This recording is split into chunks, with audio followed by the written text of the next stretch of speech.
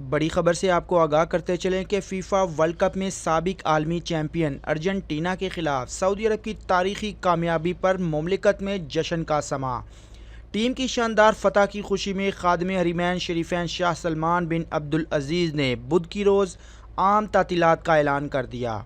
बुध के रोज़ सऊदी अरब के तमाम इदारों स्कूलों में आम तातीलात होगी। शाही फरमान के मुताबिक तमाम सरकारी और निजी इदारे बंद रहेंगे। जी हाँ, सऊदी अरब में काम करने वाले तमाम गैर मुल्कियों को भी बुध के रोज़ छुट्टी दे दी गई है। कोई कंपनी अगर अपने वर्कर से काम लेती है तो उसको वो ओवर टाइम के हिसाब से पे करेगी। नाज़रीन, फीफा वर्ल्ड कप 2022 में सऊदी अरब की जानिब से अर्जेंटीना को शिकस्त देने पर शुक्र अदा करते हैं।